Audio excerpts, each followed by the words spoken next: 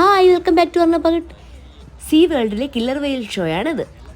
See വേൾഡിൽ തന്നെ killer വെയിൽ ഷോ ഞാൻ എൻ്റെ ചാനലിൽ നേരത്തെ ഉൾപ്പെടുത്തിയിട്ടുണ്ട്. എന്നാൽ ഇത് തികച്ചും വ്യത്യസ്തമായി കില്ലർ വെയിലിനെ കുറിച്ച് തന്നെ പറഞ്ഞാലോ എന്ന് കരുതി. നിങ്ങൾക്കറിയാമോ ആരാണ് കില്ലർ വെയിൽ എന്ന്?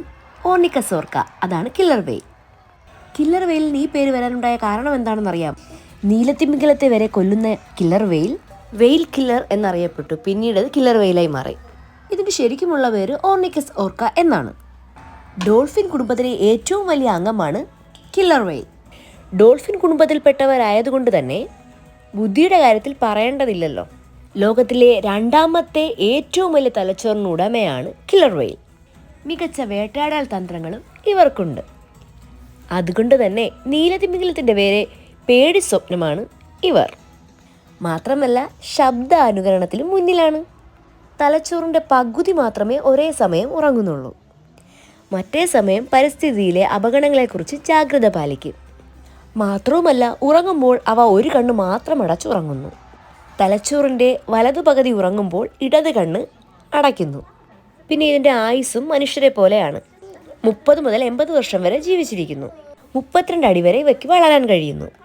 ലോകത്തിലെ ഏതു പ്രദേശം എന്ന അടിസ്ഥാനമാക്കിയിരിക്കും വലിപ്പം, പെരുമാറ്റം, ഭക്ഷണക്രമം, ആശയവിനിമയ രീതി ഇവയൊക്കെ വ്യത്യസ്തമായിരിക്കും. 1 മുതൽ 2 വർഷം വരെ കുട്ടികളെ ഫീഡ് ചെയ്യുന്നു. ഞാൻ ശരിക്കും വിചാരിച്ചു വെച്ചിരുന്നത് കടലിലെ ഏറ്റവും ഭീകരമായ ഒരു ബ്ലൂ വെയിൽ, അതായത് നീലത്തിമിംഗലം ആണെന്നാണ് ഞാൻ വിചാരിച്ചു വെച്ചിരുന്നത്. പക്ഷേ എന്നെ ഞെട്ടിപ്പിച്ചുകൊണ്ടാണ് ഇത്രയും ഭീകരമായ കടലിലെ ഒരു ജീവി കില്ലർ വെയിലാണെന്ന് ഞാൻ മനസ്സിലാക്കിയത്. കടലിനെ അടക്കി ഭരിക്കുന്ന ഇവർ 40 അംഗങ്ങളോടുകൂടി കൂട്ടം കൂടിയാണ് നടക്കുന്നത്. കൂട്ടം കൂടി ആക്രമിക്കുന്നത് കൊണ്ട് തന്നെ ഇവരെ എല്ലാവർക്കും പേടിയുമാണ്.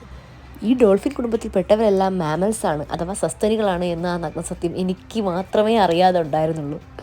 പ്രസവിച്ച് പാലൂട്ടി വളർത്തുന്നവയാണ് ഇവയെന്നും എനിക്കറിയില്ലായിരുന്നു. ഞാൻ കരുതിയിരുന്നത് ഇതൊരു മത്സ്യത്തിൽപ്പെട്ട വർഗ്ഗമാണെന്ന് തന്നെയാണ്. മാത്രവുമല്ല മൂക്കിൽ കൂടിയാണ് ശ്വാസം വലിക്കുന്നതെന്നും എനിക്കറിയില്ലായിരുന്നു. വെള്ളത്തിനടിയിൽ 10-20 മിനിറ്റ് മാത്രമേ ഇവർക്ക് ശ്വാസം വലിക്കാതെ നീന്താൻ പറ്റുള്ളൂ, ശ്വാസം മുകളിൽ വന്ന് എടുക്കുന്നതെന്നുള്ള ആ നഗ്നസത്യം എനിക്കറിയാതെ പോയി. അവിടെ ചെന്ന് കണ്ടപ്പോഴാണ് അതിൻ്റെ തലയുടെ മുകളിലൊരു ഹോള്, അതാണ് അതിൻ്റെ മൂക്ക്. പക്ഷേ അതിന് ഗന്ധം അറിയില്ല എന്നും ഞാൻ മനസ്സിലാക്കിയത്. മാത്രവുമല്ല ഇതിനു മുന്നേ ട്രെയിനേഴ്സ് കില്ലർ വെയിലിൻ്റെ ഷോയിൽ വെള്ളത്തിലിറങ്ങിയാണ് അതിനെ നമുക്ക് മുന്നിൽ അവതരിപ്പിച്ചിരുന്നത്.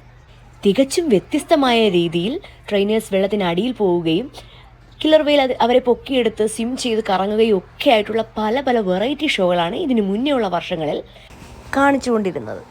വർഷങ്ങൾക്ക് മുമ്പ് ട്രെയിനേഴ്സ് കൊല്ലപ്പെട്ടിട്ടുണ്ടെങ്കിലും ഈ ലാസ്റ്റായിട്ട് സീ വേൾഡിൽ തന്നെ 2010 ട്രെയിനേഴ്സിൻ്റെ മരണം രേഖപ്പെടുത്തിയത്. ബോധപൂർവമല്ലാതെ അബദ്ധവശാലാണ് കൂടുതൽ മരണങ്ങൾ സംഭവിച്ചിട്ടുള്ളത്. എന്നാൽ ഷോയുടെ അപകടത്തെ മുൻനിർത്തി ഇത്തരത്തിലാണ് ഇപ്പോഴത്തെ ഷോയുടെ അവതരണം. ഫാമിലിയുമൊത്ത് ആർഭാടമായി ജീവിക്കേണ്ട ഇവരെ ഇതേപോലുള്ള ഷോയ്ക്ക് വേണ്ടി ഉപയോഗിക്കുന്നതിൽ പലരും ശക്തമായി എതിർത്തിരുന്നു. എന്നാൽ ഷോയിൽ നിന്നും കിട്ടുന്ന വരുമാനം പകുതിയും കടൽ ജീവികൾക്ക് തന്നെ ഇവർ മാറ്റിവെക്കുന്നു. മാത്രവുമല്ല കടലിലെ പരിക്കേറ്റ ജീവികളെ രക്ഷപ്പെടുത്തുകയും ചെയ്യുന്നു.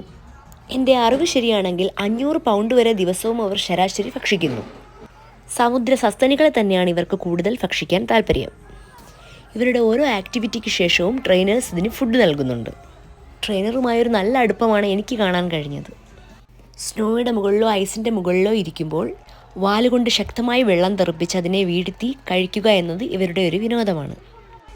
സമുദ്രത്തിൽ കില്ലർ വെയിലിനെ വേട്ടയാടാൻ ആരും തന്നെ ഇല്ലാത്തതുകൊണ്ട് സമുദ്രത്തിലെ രാജാവായി തുടരുന്നു. അപ്പോൾ വേറൊരു വീഡിയോയുമായി കാണാം. Thanks for watching.